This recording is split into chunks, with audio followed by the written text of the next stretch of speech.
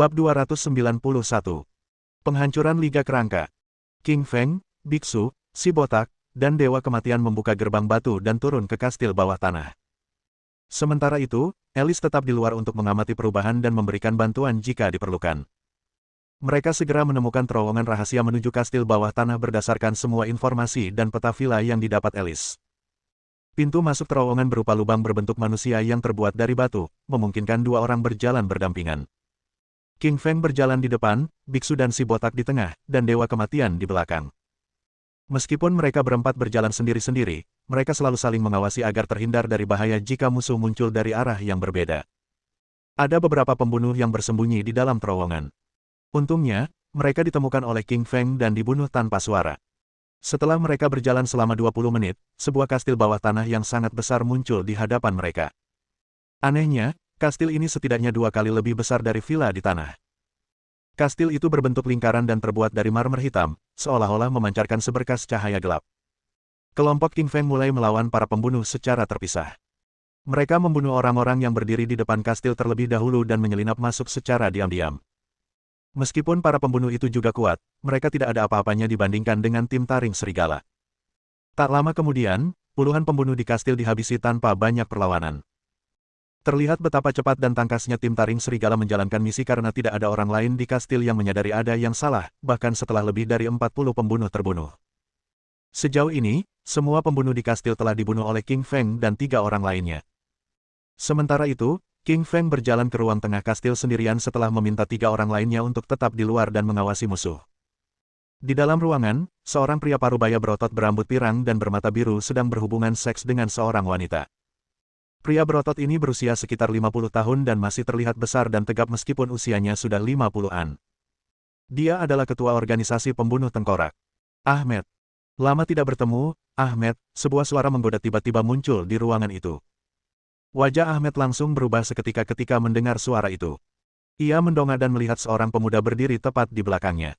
Ahmed tentu saja mengenal pria ini. Pria ini adalah Raja Serigala, orang tertinggi di dunia bawah. Bagaimana kau bisa menemukan tempat ini? Tanya Ahmed ketakutan sambil tampak terkejut. Dia adalah pemimpin para pembunuh, dan sekarang, tempat persembunyiannya ditemukan oleh musuhnya. Bagaimana mungkin dia masih bisa tenang? Faktanya, kastil yang dibangunnya selalu dirahasiakan. Kastil itu tersembunyi di bawah sebuah villa mewah. Selain para pembunuh yang tinggal di sana, tidak ada orang lain yang tahu ada kastil bawah tanah. Bagaimana Raja Serigala bisa sampai di sini? Namun, King Feng tidak mau repot-repot menjelaskan kepadanya bahwa semua ini terjadi karena wanita kucing ekor 9 yang merupakan ratu informasi sedunia. Alice. Alice tidak bisa bertarung banyak, tetapi ia berbakat dalam mengumpulkan informasi. Ia tahu lebih banyak daripada siapapun tentang kekuatan dan pasukan dunia bawah. Tim taring serigala bisa merajalela di dunia bawah berkat keahlian Alice, ditambah kemampuan dari para biksu, manusia botak, dan Dewa Kematian. Alice sangat piawai mengumpulkan informasi tentang berbagai kekuatan dan juga mampu memberikan detail akurat tentang setiap misi. Menemukan lokasi kastil secara akurat akan menjadi contoh yang baik. Alice menemukan lokasi organisasi pembunuh tengkorak utama dan peta struktur dalamnya. Dengan demikian, King Feng dan 3 orang lainnya dapat menyelinap ke dalam kastil, mematikan listrik, dan membunuh semua pembunuh tanpa gangguan. Ahmed menekan alarm darurat dan mencoba memanggil anak buahnya yang ada di kastil, namun, tak seorang pun datang setelah beberapa menit berlalu. Tidak usah repot-repot, semua bawahanmu sudah pergi ke neraka, kata King Feng sambil tersenyum sambil memainkan belatinya di tangan.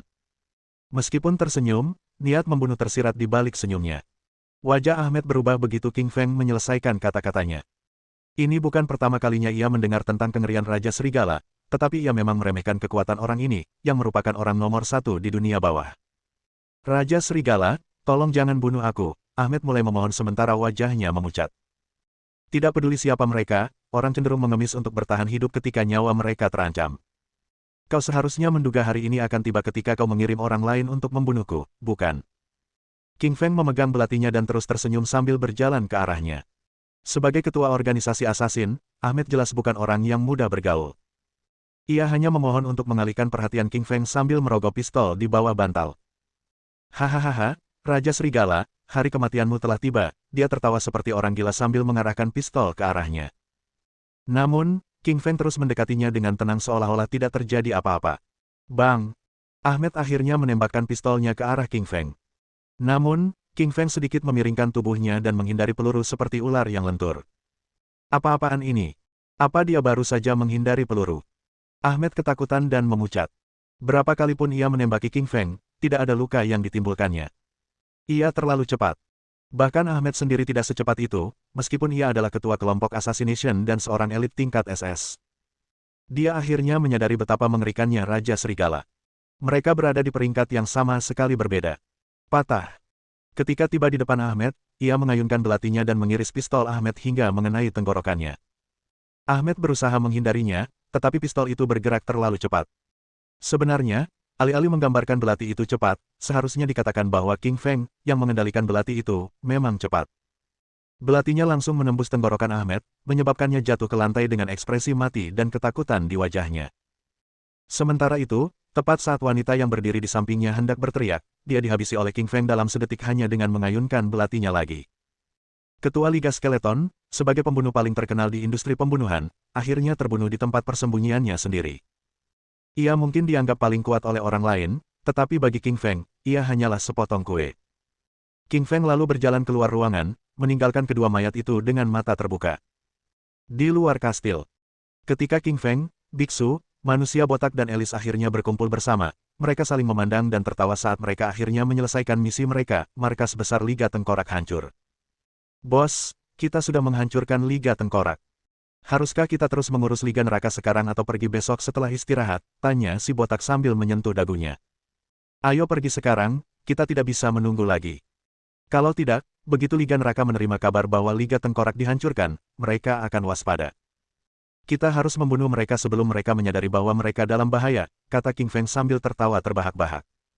Bab 292. Memusnahkan Liga Neraka. King Feng, biksu, si botak, dewa kematian, dan Elis naik penerbangan semalam dari Paris ke Italia.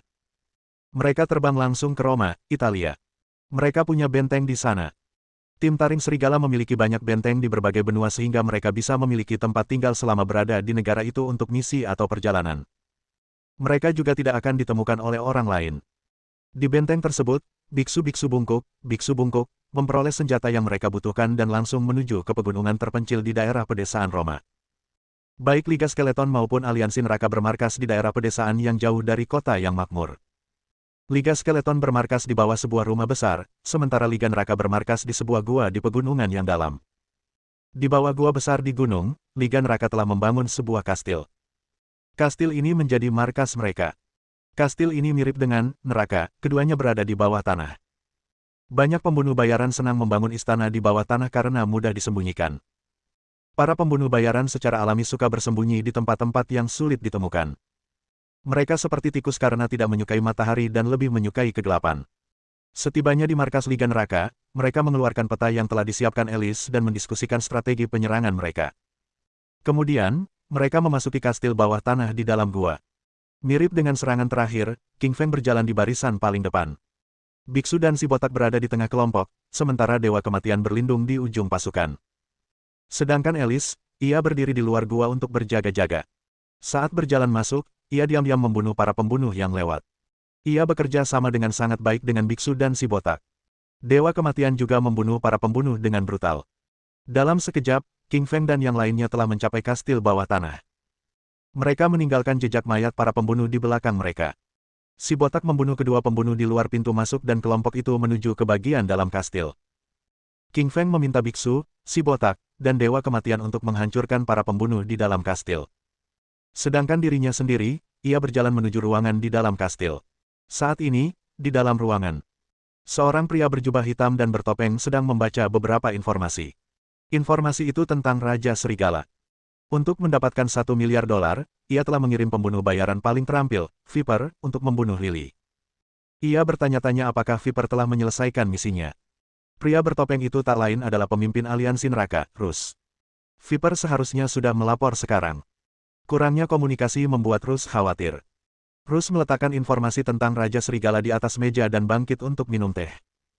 Namun, sebuah cangkir teh tiba-tiba muncul di hadapannya, membuatnya terkejut. Ia sendirian di ruangan itu. Bagaimana cangkir teh itu bisa muncul? Rus mengangkat kepalanya dan ekspresinya berubah ketika dia melihat seorang pemuda tampan berdiri di depannya. Sebagai pemimpin Liga Neraka, ia tentu tahu bahwa pemuda itu adalah Raja Serigala. Ia adalah orang yang ia kirim untuk dibunuh oleh si pembunuh. Target pembunuhannya ada di kamarnya. Hal ini membuat ekspresi Rus berubah drastis. Matanya dipenuhi ketakutan. Kastil bawah tanahnya memiliki keamanan kelas dunia. Orang biasa tidak akan bisa masuk ke kastil karena ada banyak pembunuh bayaran di luar kastil. Kehadiran King Feng di dalam kamarnya berarti ia telah membunuh semua pembunuh bayaran di luar kastil. Rus, kau tak perlu berpikir lagi. Aku sudah membunuh semua bawahanmu di luar istana, kata King Feng percaya diri sambil tersenyum dingin. Perkataannya sangat meyakinkan, seolah-olah sangat mudah baginya untuk membunuh para pembunuh di luar kastil. Raja Serigala, kau brutal. Aku telah membesarkan semua pembunuh dengan sejumlah besar sumber daya. Hati Rus berdarah saat memikirkan bahwa Raja Serigala telah membunuh semua pembunuh yang membutuhkan banyak uang dan energi untuk membesarkannya. Rus, kau pasti orang yang mengirim Viper. Jadi bagaimana kalau itu aku? Hebat, dia hampir membunuh istriku. Aku akan membiarkanmu mengalami nasib yang lebih buruk daripada kematian, kata King Feng kepada Rus dengan dingin. Orang yang paling dibenci oleh King Feng adalah Rus. Pembunuh yang ia kirim, Viper, meracuni air dalam botol air minum. Jika ia tidak pulang tepat waktu, Suelin pasti sudah mati. King Feng menyalahkan dirinya sendiri atas keracunan Suelin, sehingga ia bergegas dari Tiongkok ke benua harimau untuk membasmi Liga Tengkorak dan Aliansi Neraka. Wuss! Tubuhnya bergerak bagai kilatan petir, dan ia langsung berada di hadapan Rus. Ia menghantamkan tinjunya ke tubuh Rus. Rus berusaha menangkis tinju itu dengan sikunya. Kaca! Siku Rus langsung dipatahkan oleh King Feng. Meskipun Rus adalah prajurit level SS, ia tidak bisa dibandingkan dengan Raja Serigala. Bukan hanya Rus, tak satu pun raja di bumi yang mampu menandinginya. Dia adalah orang terkuat dan luar biasa kuatnya. Kaca, kaca, kaca, kaca. Angin sepoi-sepoi menghantam tubuh Rus dengan tinjunya yang terus-menerus, mematahkan semua tulangnya. Rus jatuh ke tanah dengan tubuh berlumuran darah dan meninggal dengan menyakitkan. Sebelum kematiannya, mata Rus dipenuhi kengerian dan penyesalan. Seandainya ia tahu Raja Serigala begitu kuat dan menakutkan, ia tidak akan mengirim pembunuh bayaran untuk membunuhnya. Tidak ada gunanya mengorbankan nyawanya, bahkan $1 miliar pun. Setelah membunuh Rus, ia berkumpul kembali dengan biksu, si botak, dan Dewa Kematian. Mereka meninggalkan kastil bersama-sama. Namun, sebelum meninggalkan kastil bawah tanah, ia membakar abis markas Aliansi Neraka. Nona Zhang, Suelin, aku telah membalaskan dendam kalian, kata King Feng dengan suara rendah sambil menatap bintang-bintang di langit dengan penuh tekad. Kematian Nyonya Zhang dan diracuninya Suelin membuat King Feng murka. Kemarahan di dadanya berangsur-angsur mereda seiring dengan hancurnya Liga Tengkorak dan Aliansi Neraka. Setelah menghancurkan Aliansi Neraka, mereka tidak tinggal lama. Malam itu, mereka langsung naik pesawat dan kembali ke Paris. Kakak, kali ini kita tinggal di benua macan dulu ya. Kita bisa menyusul, kata si botak keras sambil mengelus dagunya. Dia sangat merindukan kakak karena sudah lama tidak bertemu dengan King Feng. Sungguh menyenangkan bertarung bersama King Feng. Bagi petarung seperti dia, bertarung adalah hal terbaik di dunia. King Feng menggelengkan kepalanya dan berkata, tidak, aku akan beristirahat malam ini dan kembali ke Huaxia besok. Petik 2. Suelin masih menunggunya di Huaxia. Huaxia adalah rumahnya. Ia tidak bisa tinggal di sini selamanya. Kali ini ia datang ke benua macan untuk membasmi Liga Tengkorak dan Aliansi Neraka. Meskipun si botak dan yang lainnya merindukannya, tetapi King Feng bersikeras untuk kembali ke Huaxia. Mereka tidak bisa berbuat apa-apa. Mereka hanya bisa membelikan tiket pesawat untuk besok pagi bagi King Feng. Malam itu, King Feng sedang berbaring di tempat tidurnya ketika Alice meringkuk bersamanya. Bab 293. Kembali ke kota Laut Timur. Alice sangat cantik dan menggoda. Ia berdarah Eropa dan bangsawan, sehingga memancarkan aura aristokrat. Ia berambut pirang dan bermata biru. Wajahnya menggoda, hidungnya mancung, dan kulitnya pucat. Bibirnya merah dan belahan dadanya besar. King Feng mencium aroma kewanitaannya dan berkata, Alice, mengapa kamu ada di sini? Kamu akan pergi besok. Aku tidak ingin kamu pergi, kata Alice dengan getir. Alice memiliki perasaan khusus terhadap King Feng. King Feng telah menyelamatkan hidupnya, dan keduanya telah saling kenal sejak tim Wolf Fang didirikan. Mereka telah melalui banyak hal bersama. Biksu dan yang lainnya ada di sebelah. Tidak apa-apa. Tidak masalah. Alice, jangan buka bajumu. Yang mulia Raja Serigala, aku menginginkanmu, Alice seperti seorang prajurit pemberani dan mulai terlibat dalam aktivitas show bersamanya. Alice sangat liar dan King Feng tidak bisa berbuat apa-apa. Harus diakui, ketika wanita menjadi liar, mereka tak terkendali. Keesokan harinya, King Feng bangun pagi-pagi dan menyadari Alice masih tidur. Ia tidak ingin mengganggu Alice, jadi ia merapikan spray dan meninggalkan hotel. Setelah meninggalkan hotel, ia mendapati ada 3 orang di luar hotel. Mereka adalah biksu, si botak, dan dewa kematian. "Mengapa kalian bangun sepagi ini?" tanya King Feng sambil tersenyum. "Bos, kalau kami tidak datang lebih awal, kami tidak akan bisa menemuimu," kata si botak dengan sedih sambil menyentuh dagunya. Seperti yang mereka duga, King Feng ingin pergi sendiri pagi-pagi sekali. Ia selalu kesal setiap kali tim taring serigala berpisah. Orang-orang ini semua adalah saudara-saudaranya. Mereka berjuang bersama dan lebih dekat daripada saudara kandung. Mereka bisa saling memahami perkataan satu sama lain hanya dengan sekali pandang. Misalnya, King Feng tidak memberitahu mereka bahwa dia akan pulang lebih awal hari ini, tetapi mereka menduga dia akan pulang lebih awal. Inilah kesepahaman di antara mereka. "Jangan sedih, kita tidak akan berpisah selamanya. Kita akan bertemu lagi di masa depan," kata King Feng ketika ia merasa suasananya sudah serius. "Kakak, aku ingin pergi ke Huaxia bersamamu," kata biksu tiba-tiba. "Kamu ingin pergi ke Huaxia? Kenapa?" tanya King Feng bingung. "Kakak, senpaiku menelepon kemarin dan bilang guruku sakit. Aku harus kembali menemuinya," kata Mong. Guru biksu itu adalah kepala Gunung Wudang. Ia mempelajari keahliannya di sana. Ia meninggalkan gunung untuk berlatih dan bertemu dengan King Feng. King Feng mengangguk mendengar kata-kata biksu. Meskipun ia belum pernah bertemu guru biksu, biksu pernah menyebutkannya sebelumnya. Gurunya adalah orang istimewa yang bisa meramal masa depan. King Feng dan biksu berpamitan dengan dewa kematian dan si botak, lalu pergi. Sedangkan Alice, dia masih tertidur lelap karena kegiatan tadi malam. Perempuan secara alami lebih lemah secara fisik daripada laki-laki. Tadi malam, Alice yang memulai kegiatan, tetapi akhirnya menang. King Feng dan biksu memperoleh tiket mereka dan menaiki pesawat sementara si botak dan dewa kematian menatap mereka dengan tidak senang. "Hadirin sekalian, ini penerbangan dari Paris ke Bandara Internasional Eastern City. Demi keselamatan Anda, mohon pasang sabuk pengaman," kata seorang pramugari cantik kepada penumpang di pesawat. "Biksu, pramugari sedang melihatmu," canda King Feng kepada biksu itu. "Kakak, jangan panggil aku biksu di depan si cantik. Panggil aku Xuanji, itu lebih keren," kata biksu sambil tersenyum tipis. Nama biksu itu adalah Xuanji Lu. Nama itu sangat bermakna, tetapi orang-orang di sekitar saya terbiasa memanggilnya biksu. Namun, King Feng tahu bahwa Mong adalah orang yang menarik. Meskipun ia seorang Mong, ia masih bisa berkencan dan menikah. Mong pernah berkencan dengan seorang pacar, tetapi wanita itu meninggalkannya karena suatu alasan. King Feng bertanya kepada biksu mengapa wanita itu pergi, tetapi biksu tidak menjawabnya. Dia bilang itu rahasia. "Baiklah, aku akan memanggilmu Xuanji," kata King Feng sambil tersenyum. King Feng tahu bahwa setiap kali orang ini meminta orang lain memanggilnya Xuanji, itu berarti dia akan menggoda seorang gadis. "Seperti dugaanku, biksu, tidak, seharusnya dia dipanggil Xuanji Lu sekarang." Ketika dia melihat pramugari mendekati mereka, dia berkata, "Cantik, kita bertemu di antara orang-orang ini." Kebetulan sekali. Pramugari itu sangat cantik dengan hidung mancung kecil dan postur tubuh yang tinggi. Ia mengenakan setelan jas biru yang memperlihatkan kakinya yang ramping dan jenjang. Ia juga mengenakan sepatu hak hitam. Untuk menjadi pramugari, seseorang harus berpenampilan menarik. Karena itu, sebagian besar pramugari cukup menarik. Mendengar kata-kata Xuanji Lu, pramugari itu memutar bola matanya dan bergumam dalam hati, "Penggoda lagi. Aku akan mengabaikannya. Dia sangat cantik sehingga banyak orang yang mencoba merayunya di pesawat. Mereka memuji penampilannya dan mengundangnya makan malam, tetapi dia menolak semuanya." Di matanya, Xuanji Lu hanyalah seorang penggoda. Dia sudah masuk daftar hitam di hatinya. Namun, mata pramugari itu berbinar ketika melihat King Feng. Ia berpikir, pemuda ini sangat menarik. Dia jauh lebih menarik daripada pria itu, dan dia tidak menggodaku.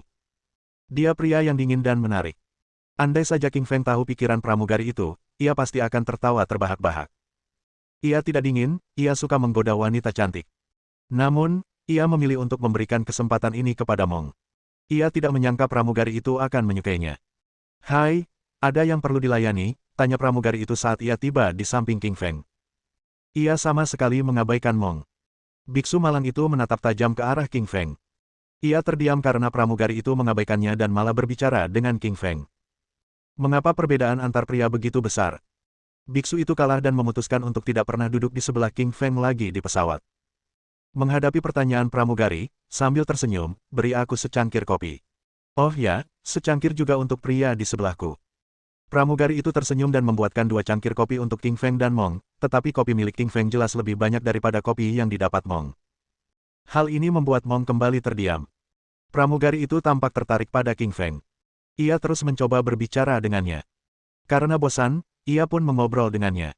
Waktu berlalu sangat cepat sejak ia mengobrol dengan seorang wanita cantik. Tanpa disadarinya, pesawat telah mendarat di Eastern Sea City. Kota Laut Timur, aku kembali. King Feng sangat gembira bisa kembali ke kota yang sudah dikenalnya ini. Bab 294. Konflik dengan penjaga pintu. Pesawat mendarat di Bandara Internasional Laut Timur. Tepat ketika King Feng hendak berangkat, pramugari cantik itu menghentikannya. Cantik, ada yang kau butuhkan? Tanya King King sambil tersenyum tipis. Pramugari itu mengobrol cukup lama dengannya di pesawat. Keduanya mengobrol dengan asyik.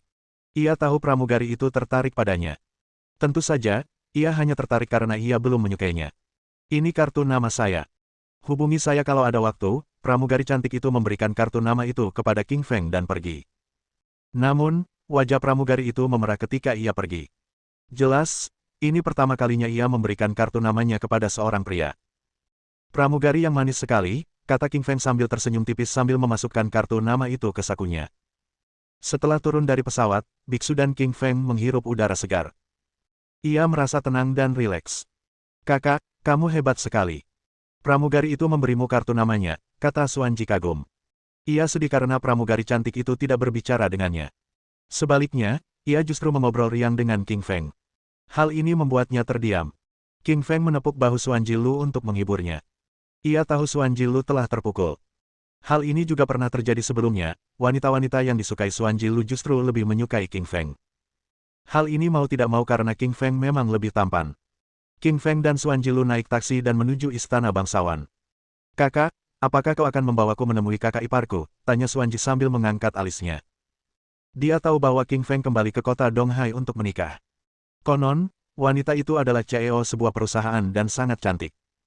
Dia ingin melihat seberapa cantiknya wanita itu sehingga bisa memikat kakak Li. Ya, aku akan mengenalkannya padamu, kata King Feng sambil mengangguk.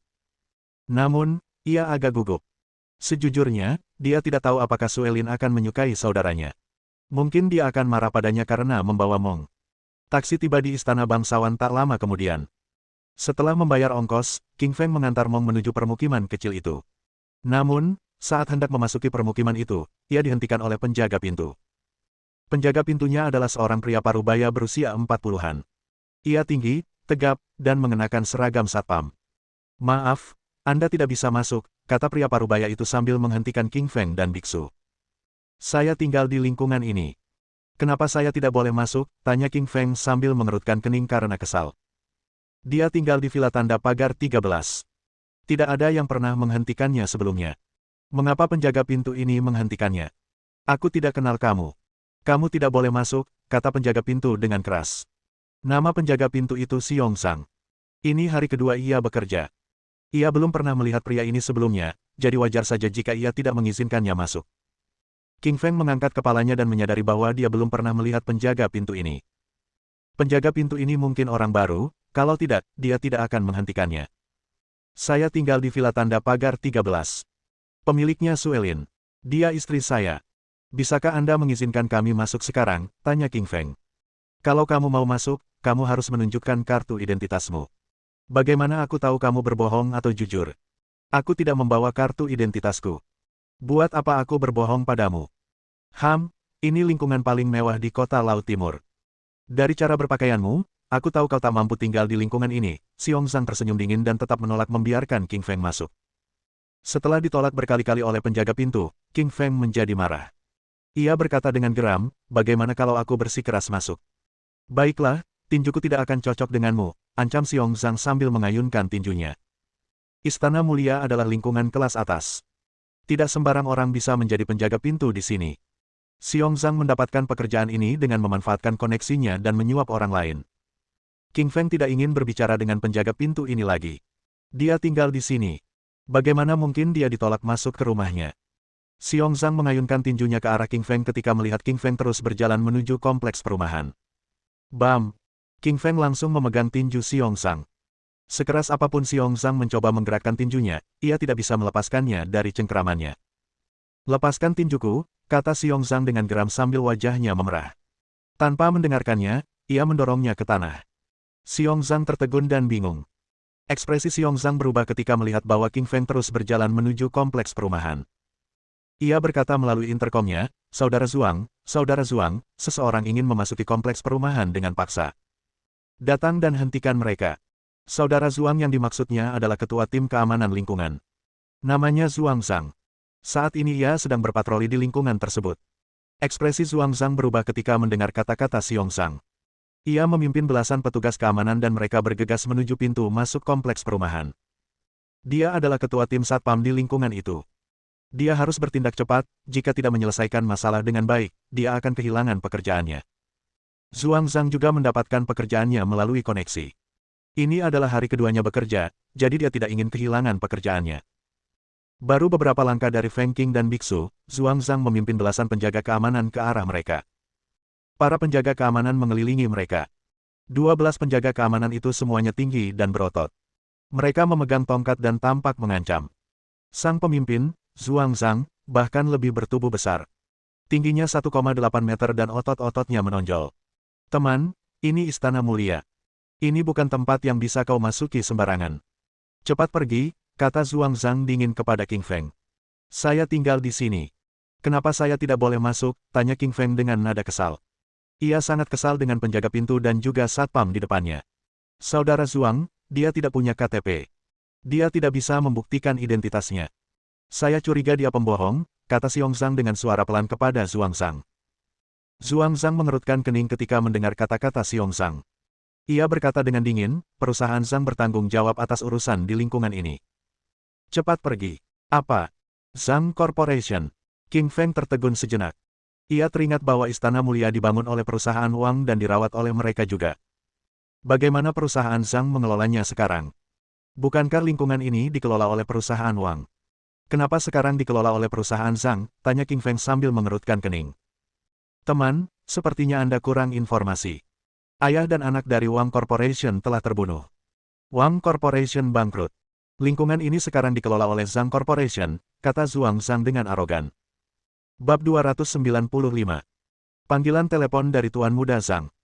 Dikelola oleh Zhang Corporation.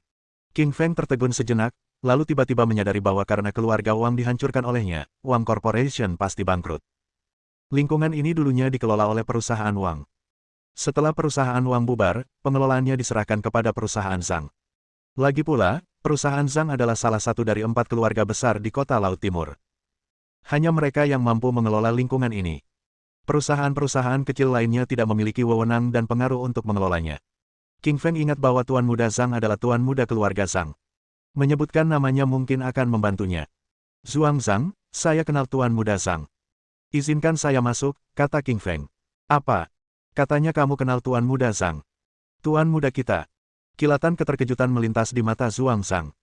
Ia tidak boleh membuat pemuda ini marah jika pemuda itu kenal Tuan Muda. Saudara Zuang, dia terlihat seperti pembohong. Bagaimana mungkin Tuan Muda mengenal orang seperti dia, kata penjaga pintu, Xiong Zhang, kepada Zuang Zhang. Zuang Zhang merenung sejenak dan berpikir bahwa kata-kata Zuang Zhang benar. Tuan Muda adalah putra dari perusahaan multi-juta dolar. Mengapa dia mengenal orang seperti King Feng? Mana mungkin aku akan membiarkanmu masuk, kata Zuang Zhang dengan nada meremehkan. Dering-dering-dering. King Feng mengabaikan Zuang Zhang. Ia malah mengeluarkan ponselnya dan menghubungi Tuan Muda Zhang. Kakak Li, ada apa? Tanya Tuan Muda Zhang sambil tertawa. Saya berada di luar lingkungan saya. Pihak keamanan perusahaan Anda menolak saya masuk. Mereka bilang saya pembohong, kata King Feng. Apa?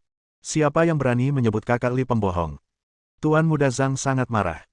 King Feng adalah kakaknya dan orang yang paling ia kagumi. Beraninya ada orang yang menghentikan kakak Li memasuki lingkungan ini. Apa mereka mencari kematian? Kakak Li, berikan ponsel itu kepada ketua tim keamanan. Aku akan memberinya pelajaran, kata Tuan Muda Zhang. Zuang Zhang, Tuan Muda Anda meminta Anda untuk mengambil telepon, kata King Feng sambil tersenyum ringan sambil menyerahkan telepon kepada Zuang Zhang. Zuang Zhang dengan setengah hati mengambil alih telepon. Ia menempelkan telepon ke telinganya dan langsung mendengar suara, Zuang Zhang, beraninya kau. Ekspresi Zuang Zhang berubah ketika mendengar suara di telepon. Ia adalah anggota keluarga Zhang, jadi wajar saja ia mendengar suara Tuan Muda Zhang. Tak diragukan lagi, orang di telepon itu adalah Tuan Muda. Tuan Muda, apa yang bisa saya lakukan untuk Anda? Tanya Zhuang Zhang dengan hormat. Zhuang Zhang, kukatakan padamu, King Feng adalah kakak laki-lakiku. Beraninya kau melarangnya memasuki lingkungan ini. Kau mau mati? Teriak Tuan Muda Zhang di telepon. Apa? Kakak laki-laki Tuan Muda? Zhuang Zhang tercengang. Ia akhirnya mengerti siapa yang telah membuatnya marah. Orang ini adalah kakak laki-laki Tuan Muda. Untuk menyesali perbuatannya, Zhuang Zhang segera menyalahkan Xiong Zhang dan mengatakan bahwa dialah yang menolak membiarkan King Feng masuk ke lingkungan tersebut. Zhuang Zhang, kukatakan padamu. Kalau kau berani membuat kakak Li marah, kau bisa segera pergi. Kami tidak membutuhkanmu lagi sebagai ketua tim keamanan. Tenang saja, Tuan Muda. Aku akan segera membiarkan Li King Feng, maksudku. Kakak Li, masuk ke lingkungan ini, kata Zhuang Zhang dengan hormat. Setelah Zhuang Zhang menutup telepon, ia berkata dengan hormat kepada King Feng, Kakak Li, ini salahku karena tidak mengenalimu. Mohon maafkan aku. King Feng menunjuk Xiong Zhang dan berkata, dia baru saja menyebutku pembohong. Dia bahkan ingin memberiku pelajaran.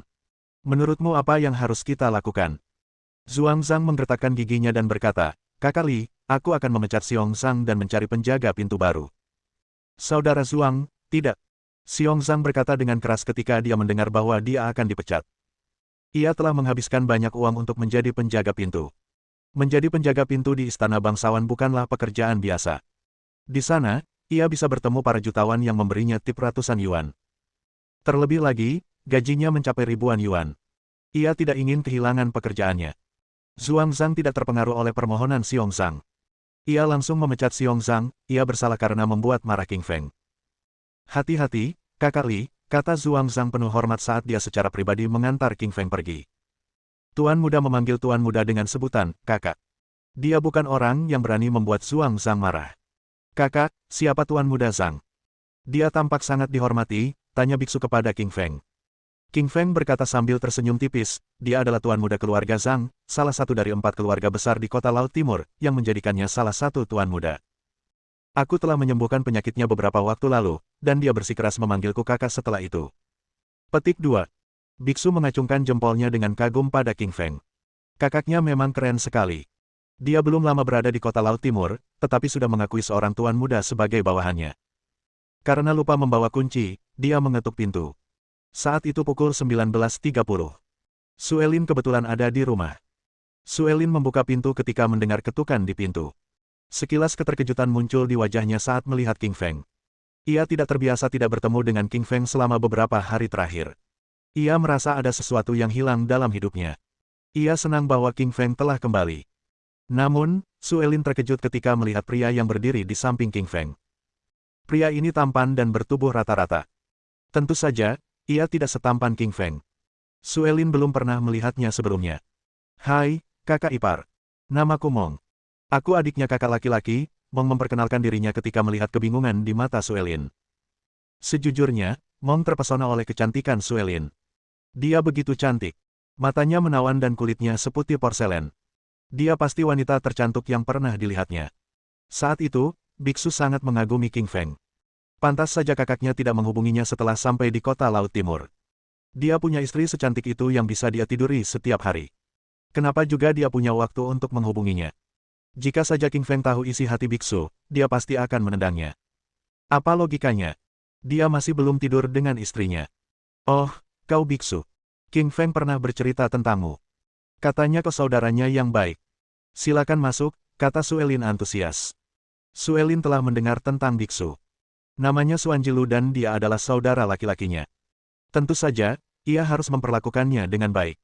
Tentu saja, kesan baiknya terhadap biksu sebagian besar berkat panggilannya. Kakak ipar. Suelin sangat senang mendengar kata-katanya.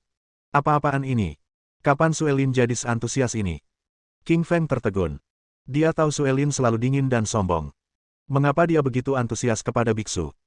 Dia tidak tahu bahwa Suelin antusias kepada biksu karena dia memanggilnya kakak ipar. Petik 2. Bab 296. Membahas pernikahan dengan Suelin.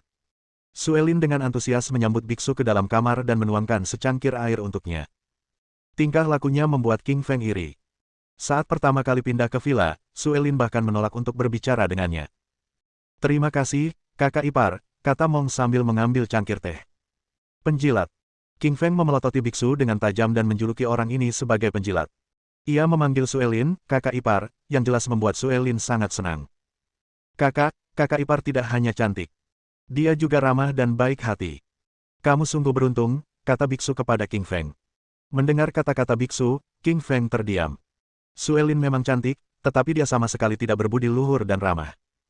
Tingkah lakunya hari ini semata-mata karena kata-katamu yang membuatnya senang. Karena ada tamu di rumah, Suelin pergi memasak di dapur sementara King Feng mengobrol dengan biksu di ruang tamu.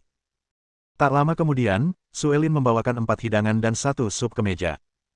Setelah berlatih memasak, keterampilan Suelin meningkat pesat. Hidangan yang ia buat sangat lezat, dan Mong sangat memuji keahliannya.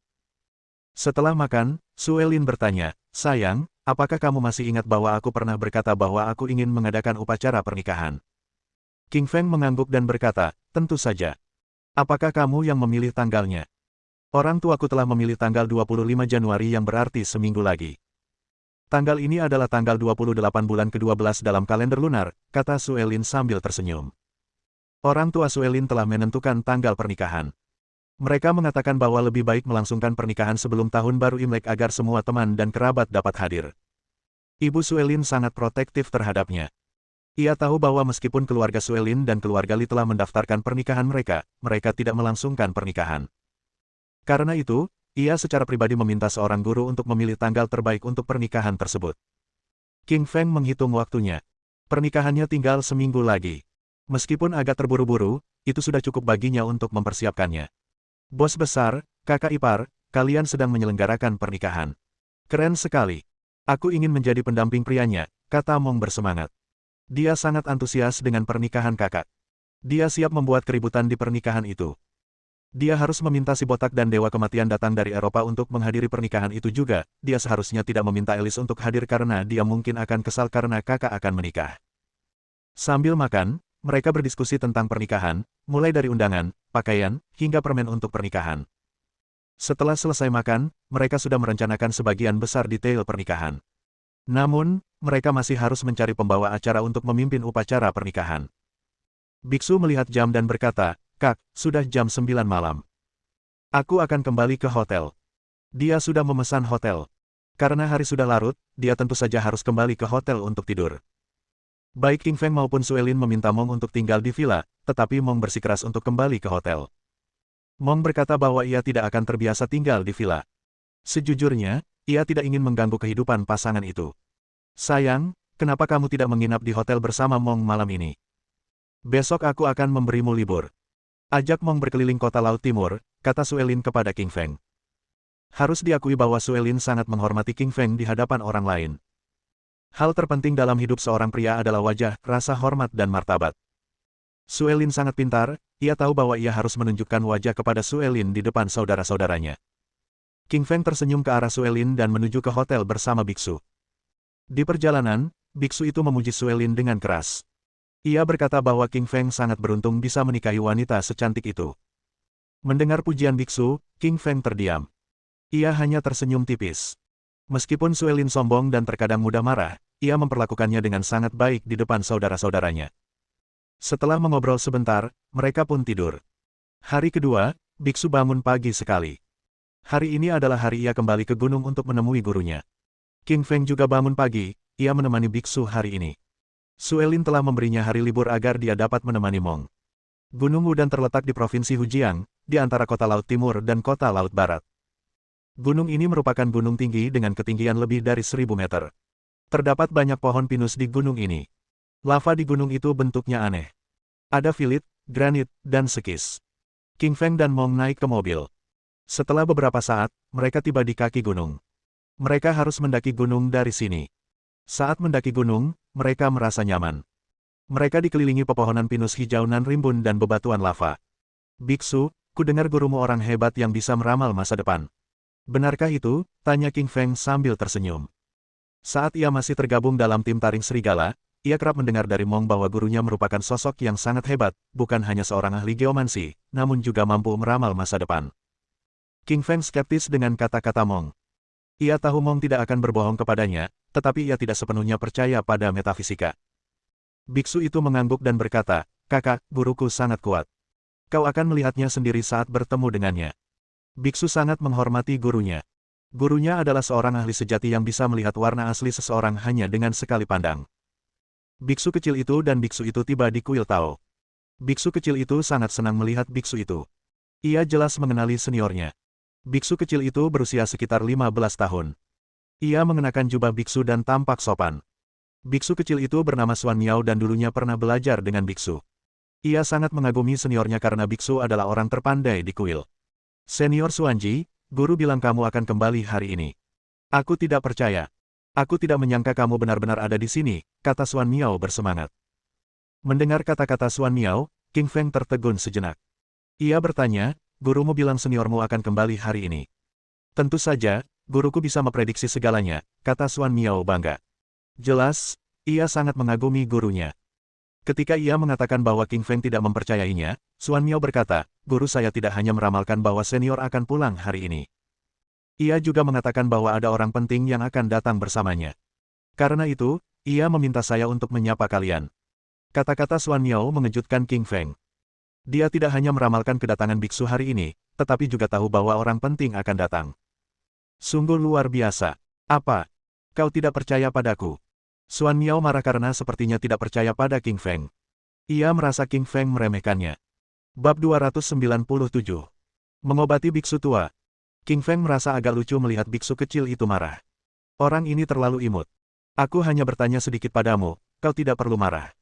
"Biksu kecil, gurumu bilang ada orang penting di sini hari ini." "Siapa orang penting itu?" tanya King Feng sambil tersenyum. "Dia ada di sini," kata Xuan Miao sambil melotot ke arah King Feng. King Feng melihat sekelilingnya tetapi bingung karena dia tidak melihat orang penting itu.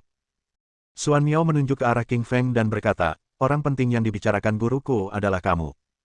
Tapi aku tidak mengerti mengapa kamu penting." "Apa? Apakah aku orang yang penting?" King Feng terkejut mendengar kata-kata Xuan Miao. Ia berbalik dan bertanya, "Xuan Jilu, apakah kamu sudah memberitahu gurumu bahwa aku akan datang ke sini bersamamu hari ini?" Mong menggelengkan kepala dan berkata, "Tidak, bos. Aku bahkan tidak memberitahu guru bahwa aku akan kembali hari ini. Sudah kubilang, guruku tahu segalanya, dia bisa meramal masa depan." King Feng tahu biksu tidak akan berbohong padanya. Karena biksu tidak memberitahu gurunya bahwa dia akan datang ke kuil, gurunya pasti sudah meramalkan segalanya. Melihat ekspresi terkejut di wajah King Feng, Xuan Miao berkata dengan bangga, "Percayakah kau padaku sekarang? Guruku sudah lama meramalkan kalian akan datang hari ini. Dia menyuruhku menunggu kalian di sini." Setelah berbicara, Xuan Miao memimpin King Feng dan biksu menuju kuil. Luas kuil itu 500 meter persegi. Banyak orang membakar dupa di sana. Ada yang berdoa untuk kehidupan yang damai, ada pula yang berdoa untuk pernikahan atau anak-anak. Xuan Miao memimpin mereka berdua melewati koridor dan tiba di sebuah ruangan jauh di dalam kuil. Ruangan itu tertutup bagi siapapun yang tidak berkepentingan. Ketika memasuki ruangan, King Feng tertegun. Di dalam, ada seorang lelaki tua yang duduk di atas bantal hijau. Sang tetua berambut seputih salju dan berjanggut putih pula. Ia mengenakan jubah biksu dan memegang tongkat biksu. Ia tampak seperti seorang guru sejati. Namun, dengan keterampilan medisnya, King Feng dapat melihat bahwa sosok tetua itu tampak sakit. Ia tampak seperti orang mati, tetapi sebenarnya hidup. Dari pandangan sekilas, King Feng tahu bahwa biksu ini bukan orang biasa dan dia harus berhati-hati. "Guru, hamba kembali," kata biksu dengan gembira sambil menerkam sang sesepuh. Ia dibesarkan oleh sesepuh ini dan memiliki hubungan dekat dengannya. Ia bisa merasakan ada yang tidak beres dengan sesepuh itu. Ia tampak sakit parah dan bisa mati kapan saja. "Xuanji, kau sudah kembali?" tanya tetua itu ringan. Begitu ia membuka mulut, ia batuk seteguk darah segar. "Guru, apa yang terjadi padamu?" tanya Xuanji gugup ketika melihat sang tetua batuk darah. "Aku baik-baik saja. Waktuku telah tiba, aku akan segera mati. Itulah sebabnya aku memanggilmu kembali. Aku ingin melihatmu untuk terakhir kalinya," kata biksu itu sambil tersenyum. Ia tampak memandang kematian dengan ringan. "Guru, aku tidak akan membiarkanmu mati. Anak bodoh, semua orang harus mati. Guru, siapa yang menyakitimu?" "Lebih baik kau tidak tahu hal-hal ini," kata tetua itu sambil menggelengkan kepala. Ia tidak mengungkapkan siapa yang menyakitinya. Ia tahu bahwa orang yang menyakitinya sangat kuat. Bahkan tetua agung sendiri bukanlah tandingannya. Xuan Jilu tidak mungkin bisa melawannya. Ia tidak ingin menyusahkan muridnya. Yang mulia Raja Serigala, saya minta maaf karena tidak bisa menyambut Anda dengan hangat karena saya sedang sakit parah, kata biksu itu sambil menatap King Feng. Mendengar kata-kata tetua itu, King Feng segera melambaikan tangannya. Ia berkata, kau terlalu sopan. Aku bersaudara dengan Xuan Jilu. Dia muridmu, jadi kau juga tetuaku. Jangan panggil aku Raja Serigala, panggil saja aku King Feng. Ia tak berani berpura-pura di hadapan tetua ini. Pertama, ia adalah guru Xuan Jilu. Kedua, ia tahu bahwa tetua ini bukan orang biasa. Tatapan matanya dalam dan seolah tahu segalanya. Sang tetua mengangguk dan berkata, Xuan Jilu beruntung memilikimu sebagai saudaranya. Kalau begitu, aku akan memanggilmu King Feng. Ada tempat duduk di sana, silakan duduk. King Feng menggelengkan kepalanya. Dia tidak duduk. Biksu tua itu adalah tetuanya, bagaimana mungkin dia duduk? Penatua, saya ahli dalam pengobatan. Bagaimana kalau saya periksa denyut nadi Anda? Tanya King Feng sambil tersenyum. Tetua itu adalah guru Xuan Jilu. Ia terluka parah. Sebagai saudara Xuan Jilu, ia tentu saja harus membantunya. Guru, biarkan kakak melihatnya. Kemampuan medisnya luar biasa, kata Xuan Jilu cepat ketika mendengar bahwa King Feng ingin mengobati gurunya. Awalnya, tetua agung tidak ingin dirawat oleh King Feng. Ia terluka parah dan orang biasa tidak akan mampu menyembuhkannya. Namun, ia tidak bisa menolak niat baik King Feng dan Xuan Jilu, sehingga ia pun menyetujui perawatan tersebut. King Feng berjalan ke sisi tetua dan meletakkan 3 jari di pergelangan tangannya. Setelah memeriksa denyut nadinya, ekspresinya berubah. Ia menemukan bahwa denyut nadi tetua sangat lambat. Jika bukan karena keterampilan medisnya yang luar biasa, ia tidak akan menemukan denyut nadi. Denyut nadi kematian. Itu denyut nadi kematian. Kilatan kejutan muncul di mata King Feng. Denyut ini disebut denyut kematian karena hanya muncul pada orang yang sudah mati. Namun, tetua ini masih hidup. Aneh sekali. King Feng juga menemukan bahwa selain denyut kematian, ada 2 kekuatan aneh di dalam tubuh tetua tersebut. Satu kekuatan menghancurkan organ-organnya sementara yang lain memperbaiki organ-organnya. Namun, kekuatan penghancur organnya jauh lebih kuat. Itulah sebabnya tubuh tetua perlahan-lahan memburuk. Melihat ekspresi wajah King Feng yang berubah drastis, Xuan Miao berkata dengan nada kesal, apa kau benar-benar tahu cara memperlakukan seseorang? Apa penyakit guruku? Xuan Miao merasa bahwa orang ini penipu. Dia menyentuh pergelangan tangan gurunya tetapi tidak berbicara. Xuan Miao, kakak sedang mentraktir guru. Kalau kau masih meragukan kemampuannya, aku akan memberimu pelajaran, tegur Xuan Jilu. Senior, apa kau ditipu oleh orang ini? Dia kakakmu. Apa kau yakin dia punya kemampuan medis? Xuan Miao jelas tidak mempercayai King Feng. Ia bahkan mulai mempertanyakan seniornya, Xuan Jilu. Diam. Kalau kau bukan juniorku, aku pasti sudah mengusirmu dari ruangan ini. Xuan Jilu memelototi Xuan Miao dan memintanya untuk tutup mulut. Xuan Miao sangat takut pada seniornya. Ia tidak senang melihat seniornya menegurnya karena masalah dengan King Feng. Meskipun tidak senang, ia hanya bisa diam. Meskipun Xuan Miao tidak berbicara, ia menatap King Feng dengan tidak senang. Ia ingin melihat bagaimana King Feng akan memperlakukan gurunya. Bab 298. Pertumpahan darah. Penatua, ini adalah denyut kematian. Kau memiliki 2 kekuatan yang saling berbenturan, merusak organ-organ internalmu saat mereka beraksi. King Feng Li mengerutkan kening, dan menjelaskan situasinya. Biksu tua itu terkejut setelah mendengar apa yang dikatakan Lili. Ia tidak menyangka pemuda di depannya bisa menyimpulkan apa yang salah dengannya hanya dengan memeriksa denyut nadinya. King Feng, kamu punya keterampilan medis, tanya biksu tua itu. Dia hendak memanggilnya Yang Mulia Taring Serigala, tetapi karena Li King Feng tidak mengizinkannya, maka dia memanggilnya King Feng. Penatua, ada 2 kekuatan di dalam tubuhmu, satu merusak, satu menyembuhkan, tetapi kekuatan negatif lebih kuat daripada kekuatan positif. Aku tidak bermaksud menyinggung, tetapi jika ini terus berlanjut, kau hanya punya 2 hari lagi untuk hidup. Kata-kata diagnosis itu dilontarkan oleh King Feng. Setelah mendengar apa yang dikatakan Li Qingshan, Xuan Miao menjadi marah. Bajingan, beraninya kau mengatakan bahwa guruku tidak akan hidup lebih dari 2 hari, apa kau mau ditampar? Diamlah Xuan Miao, apa yang dia katakan benar, aku tidak akan bisa hidup lebih dari 2 hari. Kali ini Xuan Jilu masih tidak mengatakan apa-apa, tetapi biksu itu memarahi dan memelototi Xuan Miao. Ia merasa muridnya terlalu berani, terlalu emosional. Meskipun tampak bersemangat, sifat pemarahnya ini masih belum membaik.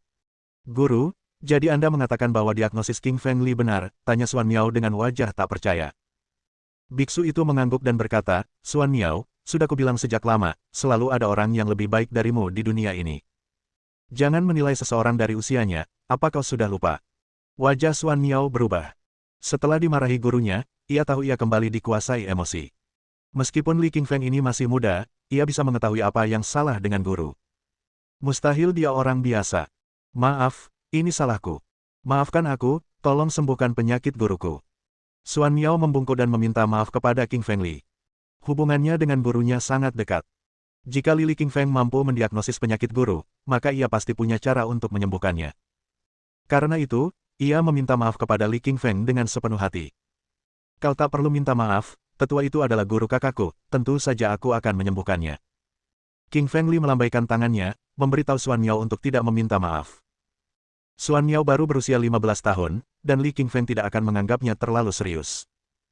Terlebih lagi, dia adalah adik laki-laki Lu Xuanji, yang membuatnya semakin santai. Bro, kau bilang kau bisa menyembuhkan guruku. Mata Xuanji Lu berbinar dan bertanya. Xuanji Lu mengagumi keterampilan medis Li Qingfeng.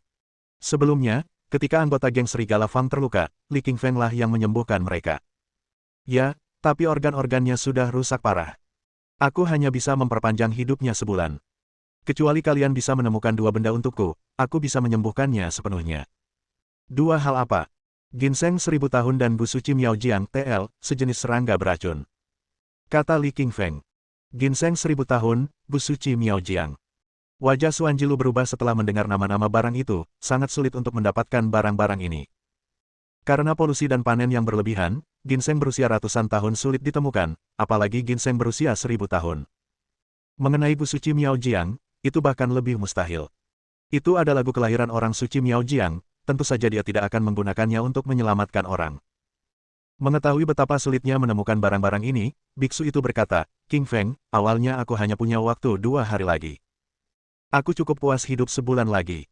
Kalian tidak perlu melakukan ini. Bagi sang biksu, ia tak peduli berapa lama ia bisa hidup.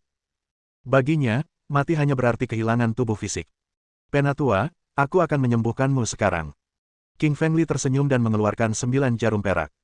Qingfeng tahu, untuk memperpanjang umur biksu tua itu, ia harus menggunakan jarum darah dengan esensi darahnya sendiri. Jarum semacam ini memiliki kemampuan untuk memulihkan kondisi kesehatan yang telah rusak, tetapi tidak dapat digunakan secara normal. Terakhir kali di rumah sakit, Lili menggunakan darah sucinya untuk memperpanjang umur Tuan Tang selama setahun. Hal itu karena kerusakan Tuan Tang tidak separah sebelumnya. Meskipun kondisi tubuh Tuan Tang dan biksu itu sama, Tuan Tang tidak memiliki kekuatan misterius yang merusak tubuhnya. Biksu tua berbeda, ia memiliki kekuatan misterius di dalam tubuhnya. Sekalipun Li Qingfeng mampu menyembuhkan organ-organnya untuk saat ini, kekuatan itu akan tetap merusak tubuhnya. Untuk saat ini, Li Qingfeng belum memiliki solusi untuk kekuatan itu. Qingfeng Li menggigit jarinya, meneteskan darah, dan mencelupkan 9 jarum dengan darah suci. Jiu. Li Qingfeng menusukkan 9 jarum ke titik akupuntur sesepuh dengan kecepatan kilat. Darahnya dapat menyatu dengan tubuh sesepuh melalui hubungan antara jarum dan tubuh, memperbaiki organ-organ. Selama proses ini, wajah Li memucat, keringat terus bercucuran. Terakhir kali ia kehilangan darah esensinya, dan dengan kehilangan darah kali ini, akhirnya menyebabkan kerusakan pada tubuhnya sendiri. Darah esensi milik Qingfeng berbeda dari darah biasa, ia merupakan bagian tubuh yang paling suci. Ia sangat berharga dan tidak dapat diisi ulang. Setelah setengah jam, Qingfeng Li mencabut 9 jarum di tubuh tetua itu dan menghembuskannya. Setelah perawatan Lili, wajah tetua itu tampak memerah. Jauh lebih baik daripada sebelumnya. Ia mencoba menggerakkan tubuhnya dan bahkan mampu berdiri. Sebelumnya, ia hanya bisa duduk, tetapi sekarang ia sudah bisa berdiri, membuktikan bahwa pengobatan Li Qingfeng memang efektif. Qingfeng, terima kasih banyak. Biksu itu berterima kasih padanya sambil tersenyum. Kau terlalu baik. Li Qingshan melambaikan tangannya, memberitahu tetua itu untuk tidak bersikap terlalu sopan. Setelah melihat wajah pucat Qingfeng Li, Xuan Miao segera mengambilkannya secangkir teh dan berkata, "Ini teh Ganoderma, ini membantu memulihkan kelelahan, minumlah dengan cepat." Xuan Miao sangat berterima kasih kepada Lili karena telah memperpanjang umur gurunya. Jadi, ia secara pribadi membawakan secangkir teh untuk Li. Li meminum tehnya, rasanya pahit manis. Teh itu meresap ke dalam tubuh dan mulai memulihkan stamina dan energinya. Biksu, sudah waktunya aku pergi karena kau sudah sembuh. Li Qingshan berdiri dan bersiap untuk pergi. Dia sudah membuang banyak waktu merawat penyakit biksu itu dan harus kembali. Suelin menunggunya di rumah. Qingfeng, beri aku waktu sebentar, biarkan aku mencoba meramal masa depanmu. Biksu itu menghentikan Li Qingfeng. Ia melakukan ini sebagai ucapan terima kasih kepada Li Qingfeng. Sejak biksu itu sakit, dia tidak pernah meramal masa depan orang lain, bahkan jika miliarder bertanya, dia tetap tidak mau. Hari ini adalah hari pertama dia menghentikan kebiasaannya. Sang biksu memfokuskan pandangannya, cahaya yang dalam bersinar melalui tatapannya yang sebening laut. Setelah melihat melalui dahi, hidung, dan langit Li Qingshan, wajahnya tiba-tiba berubah. King Feng, sesuatu yang buruk akan terjadi, pertumpahan darah, kata biksu itu dengan ngeri. Bab 299. Undangan makan malam Ruyan. Apa? Tragedi pertumpahan darah akan menimpaku dalam waktu dekat. Li Qingfeng tercengang. Jika biksu di depannya bukan guru Xuan Jilu, dia pasti sudah menendangnya. Aku hidup dengan nyaman, bagaimana mungkin pertumpahan darah terjadi padanya? Mendengar perkataan biksu itu dan melihat wajah bingung dari King Feng Li, Xuan Jilu berkata, Guru, saudaraku adalah Raja Benua Serigala dan penguasa nomor 1 di dunia bawah, bagaimana mungkin sesuatu yang buruk akan terjadi padanya? Biksu tua itu menggelengkan kepala dan berkata, aku tidak berbohong. Meskipun wilayah surga milik King Feng montok, ada sedikit warna abu-abu dan sedikit warna hitam di ujung hidungnya. Dalam waktu singkat, dia atau orang-orang di sampingnya akan mengalami semacam pertumpahan darah. Melihat bagaimana Li Qingfeng tidak mempercayainya, biksu itu melanjutkan, asal kau tahu, aku tidak menduga, beberapa waktu lalu, kerabatmu terluka. Jika kau tidak kembali tepat waktu, kerabatmu pasti sudah meninggal. Benar, tebakannya benar, Li terkejut. Dengan hilangnya rasa tidak puas, ia dipenuhi rasa terkejut. Beberapa waktu yang lalu, Su Elin diracun. Jika Li Qingfeng tidak kembali tepat waktu, dia pasti sudah mati. Biksu ini benar-benar tepat sasaran. Penatua, maksudmu adalah, pertumpahan darah itu bisa terjadi padaku, atau pada kerabat dan teman-temanku, tanya King Feng Li. Ya, King Feng, kau atau orang-orang di sekitarmu, akan segera menghadapi bahaya. Kau harus berhati-hati. Sayangnya, aku hanya punya waktu sebulan lagi, kalau tidak, aku bisa saja memprediksi tanggal kejadiannya dengan akurat, kata tetua itu dengan nada menyesal. Meramal masa depan tentu disertai hukuman. Konsekuensi paling ringan bisa berupa kerusakan tubuh, dan bisa juga berupa hilangnya nyawa di akhir yang lebih berat. Sang biksu hanya punya waktu 1 bulan tersisa, tentu saja ia tidak bisa memprediksi tanggal pastinya, ia hanya bisa memberi isyarat agar biksu itu berhati-hati. Terima kasih tetua, saya pasti akan berhati-hati. Li Qingshan berterima kasih padanya. Mampu menghitung bahwa Su Elin telah diracuni sebelumnya memberikan kredibilitas pada prediksi pertumpahan darahnya sendiri. Oh ya, bawalah Xuan Jilu bersamamu. Dengan begitu, ada seseorang yang akan membantumu saat bahaya datang. Biksu itu menatap Xuan Jilu dan berkata. Mengenai Li Qingfeng, biksu itu sangat menghormatinya. Selain itu, Li Qingfeng bahkan menyelamatkannya, jadi wajar saja jika ia ingin membantunya. Li Qingfeng mengangguk dan pergi bersama Lu Xuanji. Sebelum mereka pergi, biksu itu memberi Li sebuah jimat, mengatakan bahwa itu adalah jimat Tao. Biksu itu berpesan agar Li Qingfeng menyimpannya, karena suatu saat nanti, jimat itu akan menunjukkan kegunaannya.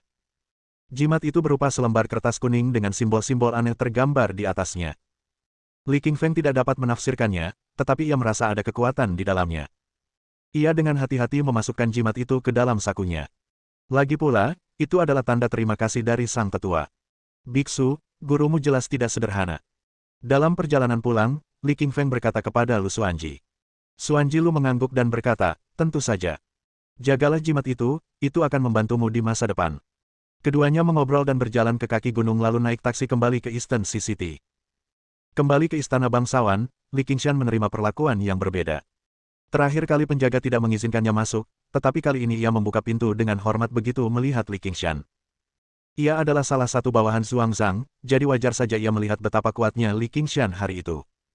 Ia menghormati Li Qingshan. Gan Broter, kamu sudah kembali. Tiba-tiba terdengar suara menggoda dari belakangnya.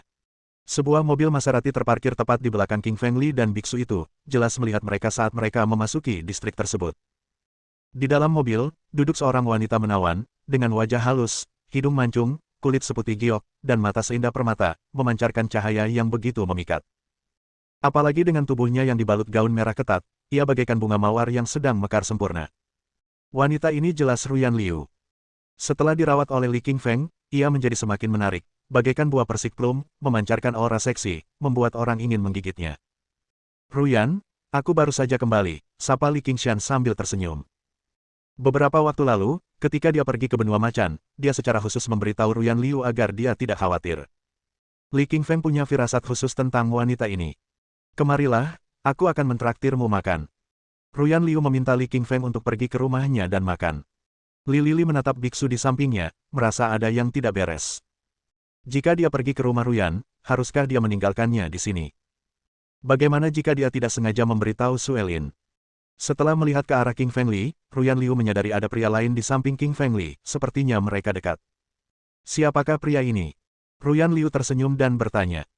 Hai cantik, namaku Xuan Jilu, dan aku adiknya King Feng Li. Biksu itu memperkenalkan dirinya. Cantik, cantik lagi, secantik Su Eling. Biksu itu bersemangat, tetapi sesaat kemudian, apa yang dikatakan Ruyan Liu mengejutkannya. Ah, begitu, ya, saudaranya King Feng. Aku pacarnya, bagaimana kalau kau ikut juga? Aku akan memasak sesuatu yang enak untuk kalian malam ini, kata Ruyan Liu, meminta biksu itu untuk ikut. Apa, kamu pacar bosku? Biksu itu kebingungan, merasa seperti ada sejuta kepiting berterbangan di dalam hatinya. Dia dihujat habis-habisan. Oke, Su Elin boleh saja cantik, dia istri Lili. Tapi wanita cantik di depannya itu juga pacar kakaknya. Bagaimana mungkin orang lajang seperti dia bisa hidup? Biksu itu menatap Li Qingfeng dengan bingung. Tidak, tidak, kakak sudah menikah, dan istrinya Su Elin, jadi dari mana pacar ini berasal? Melihat sorot mata biksu itu, Li Qingfeng tahu apa yang dipikirkannya. Ia berjalan mendekat, menepuk bahu biksu itu, dan berkata, ini pacarku Ruyan Liu, kau juga bisa memanggilnya kakak ipar. Biksu itu menatap Li Qingfeng dengan iri, dan ada binar-binar kecil di matanya. Bos tetaplah bos. Terlalu bagus, dengan kecantikan yang tak terhitung jumlahnya. Dengan bimbingan Ruyan Liu, King Feng Li dan biksu itu sampai di villa nomor 14. Kakak ipar, kau datang. Jiao Liu membuka pintu dan berkata dengan gembira setelah melihat King Feng Li. Hari ini Jiao Liu mengenakan bodysuit merah muda, dan ia sangat imut. Dengan wajah, gigi, dan mata besarnya, ia sungguh cantik. Jiao, kamu menjadi lebih cantik sekali lagi. Li Qingfeng memuji. Wajah Jiao Liu tiba-tiba memerah. Dipuji oleh kakak iparnya membuat jantungnya berdebar kencang. Yai, kakak ipar bilang aku cantik. Melihat betapa cantiknya Jiao Liu, mata biksu berbinar dan bersiap untuk berbicara dengannya. Sayangnya, Jiao Liu bahkan tidak menyadari keberadaannya, ia terus berbicara dengan King Feng Li. Hal ini membuat biksu tertekan. Bab 300. Kakak ipar Ruyan. Saudara Xuanji, silakan masuk, sapa Ruyan Liu dengan nada ramah. Dia wanita yang cerdas. Tidak hanya itu, ini pertama kalinya dia bertemu dengan saudara laki-laki Lili. Tentu saja, dia ingin membuat kesan yang baik di hadapannya. Terima kasih, kakak ipar Ruyan. Biksu mengucapkan terima kasih padanya. Dia baru saja mengetahui bahwa wanita di depannya bernama Ruyan Liu, Presiden Liu Corporation di Eastern Sea City, dan pacar bosnya. Kamu baru saja memanggilku kakak ipar. Tentu saja. Li Qingfeng adalah saudaraku dan kamu adalah pacarnya, jadi memanggilmu kakak ipar tidak salah. Kamu memanggilku kakak ipar, aku suka, kata Ruyan Liu sambil tersenyum. Hubungannya dengan Li Qingfeng selalu rumit, hanya sedikit yang tahu. Namun, setelah mendengar saudara laki-laki Li Qingfeng dipanggil sebagai kakak iparnya, hal itu seperti penegasan perannya, jadi wajar saja ia menjadi sangat bahagia. Ia terus membawakannya buah dan teh. Cium pantat. Jiao Liu bergumam di samping. Terkait dengan si penjilat Mong ini, dia tidak menyukainya. Mendengar perkataan Jiao Liu, wajah biksu itu memerah. Ia tersenyum dan berkata, Jiao, kamu juga cantik. Jiao Liu tertawa dan berbalik. Ia mulai memakan apel dan mengabaikan biksu itu, membuatnya patah hati. Dalam hati Jiao Liu, selain Li Qingfeng, ia bisa mengabaikan siapapun. King Feng, kemarilah dan masak bersamaku, kata Ruyan Liu dengan senyum menawan, mengajak King Feng Li memasak bersamanya. Hari ini adalah hari pertama biksu datang, jadi wajar saja Ruyan Liu ingin memasak sesuatu yang enak dan dia menginginkan bantuan King Feng Li. Di dalam dapur, Ruyan Liu mengeluarkan tomat, kubis, daging sapi, dan ikan. Setelah membersihkannya, ia mulai mengiris-irisnya. Ia belajar memasak sebelumnya, semua masakannya terasa sangat lezat. Tentu saja, dia tahu, meskipun masakannya enak, Li Qingfeng bisa memasak lebih baik lagi. Karena itulah dia ingin Li Qingfeng membantunya. Li Qingfeng tiba-tiba memeluk Ruyan Liu dari belakang saat dia sedang menggoreng kentang. Hal ini mengejutkannya. Dasar anak nakal, aku lagi masak. Cuci kubisnya, terus jangan peluk-peluk aku. Ruyan Liu melotot tajam, membuatnya makin bergairah. Ruyan, aku merindukanmu, kata King Feng Li sambil mencium aroma tubuhnya. Sudah beberapa hari ia tidak bertemu Ruyan Liu. Sebagai seorang pria, penolakannya terhadap seseorang yang semenarik Ruyan sama sekali tidak ada. Aku juga merindukanmu, tapi aku sedang memasak sekarang. Bisakah kamu menunggu sebentar? Ruyan Liu mencoba mendorong King Fengli, tetapi ternyata tidak bisa karena dia masih menempel padanya. Tidak, aku menginginkanmu sekarang, kata King Fengli dengan angkuh. Sambil berbicara, Lily mulai melakukan hal-hal kotor dengan Ruyan Liu. Mengenai masakan di dalam panci, ternyata sudah berubah menjadi pasta. Saat ini, di dapur, biksu itu sedang menonton TV bersama Jiao Jiao Liu. Ia mencoba berbicara dengannya beberapa kali, tetapi gadis itu tidak menjawab. Tiba-tiba, biksu itu teringat sesuatu. Ia berkata, Jiao Jiao, aku tahu cara meramal masa depan, bagaimana kalau aku meramal masa depanmu? Kau tahu cara meramal. Bohong saja pada orang lain. Jiao Jiao Liu menatap biksu itu. Matanya dipenuhi rasa tidak percaya. Jiao Jiao, aku sangat ahli dalam meramal, coba aku lihat. Kamu bilang kamu bisa meramal, kalau begitu aku ingin bertanya, bisakah kamu meramal pernikahan? Pernikahan? Atau yang dikenal juga dengan cinta? Tentu saja. Baiklah, aku akan membiarkanmu melihatnya. Tapi kalau kau salah, aku akan memukulmu. Jiao Jiao Liu mengancamnya. Atas permintaan biksu itu, Jiao Jiao Liu memperlihatkan tangannya yang merah muda dan halus. Prediksi terdiri dari beberapa jenis. Yang paling umum adalah melihat tangan dan wajah, dan melihat tangan adalah metode yang paling banyak digunakan. Saat mengamati tangan, yang terutama diperhatikan adalah bentuk dan garis telapak tangan. Ada garis cinta, garis bisnis, garis kehidupan, dan garis kesehatan. Semua ini dapat memprediksi masa depan seseorang dalam pernikahan, bisnis, kehidupan, dan kesehatan. Mong ingin memegang tangannya, tetapi ditolak. Dia berkata, kamu tidak boleh menyentuh tanganku, kamu hanya boleh melihatnya. Biksu kehabisan kata-kata, ia merasa gadis ini terlalu keras kepala. Ramalan dengan menyentuh tangan sudah biasa, tetapi gadis ini tidak mengizinkannya, jadi ia hanya bisa melihat. Melihat tangan Jiao Jiao Liu, tangannya sungguh cantik dan halus. Ada banyak garis, dan garis-garis ini melambangkan cinta, bisnis, kehidupan, dan kesehatannya. Sang biksu mengamatinya dengan saksama dan berkata, Jiao Jiao, kehidupan pernikahanmu tidak baik, banyak rintangan di depan.